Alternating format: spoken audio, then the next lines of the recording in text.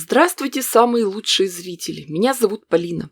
Гений никогда не скажет, что он гений. По себе знаю. Вот знаете, что я поняла? Мне очень интересно шить из таких материалов, которые сложно куда-то использовать дальше. Вот накопилась у меня куча кромок. Обычно швеи их выбрасывают. А еще для работы понадобится шнур или веревка. Но можно использовать и просто узкую полоску ткани или те же самые кромки. Их толщина как раз подходит. Для начала работы немного обвиваем конец веревки узкой полоской кромки и закрепляем иголкой с ниткой. Дальше продолжаем работу за швейной машинкой. Шить будем зигзагом. Сворачиваем кончик и прошиваем его. Дальше шьем по спирали. Обматываем шнур полоской ткани и прокладываем строчку. Когда наматываете кромку на шнур, следите за тем, чтобы плотный край кромки был наружу.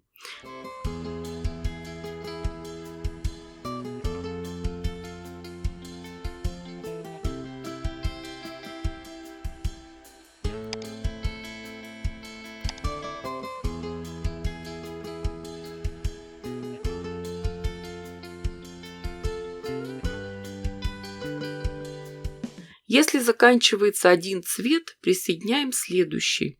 Лучше всего пришивать его иголкой с ниткой.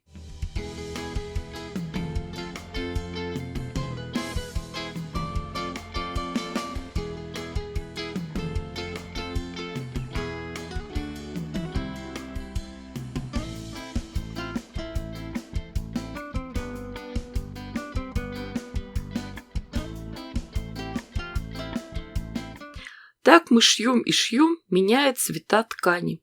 Самое хорошее в этом способе, что можно использовать все ненужные полоски ткани. Не обязательно покупать дорогую веревку. Так шьем и шьем, пока не закончатся кромки или терпение. Самое главное – следить, чтобы коврик не ушел в конус и не пошел волной. Хотя многие мастера специально приподнимают края и делают текстильные тарелки, вазочки или корзины.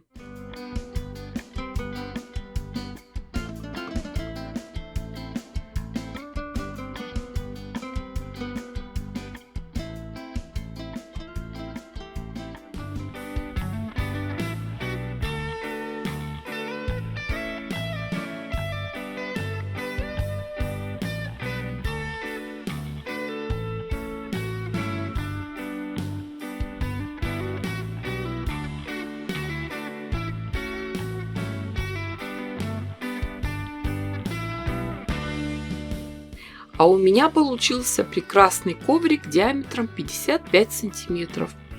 У меня ушел большой пакет с кромками, и я очень довольна. Конечно, это только в видео все делается быстро, а на самом деле мне пришлось 2 дня сидеть за швейной машинкой. Со временем накопятся еще кромки, и можно будет придумать что-то новое.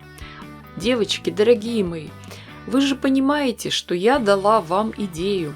Шейте, творите, вытворяйте. Не ждите чудес, чудите сами. Ставьте классы, пишите комментарии. Обязательно подпишитесь на все мои соцсети, на группу ВКонтакте, Одноклассниках, на Рутуб. Огромное спасибо всем, кто поддерживает меня на Бусти. С вами была Полина.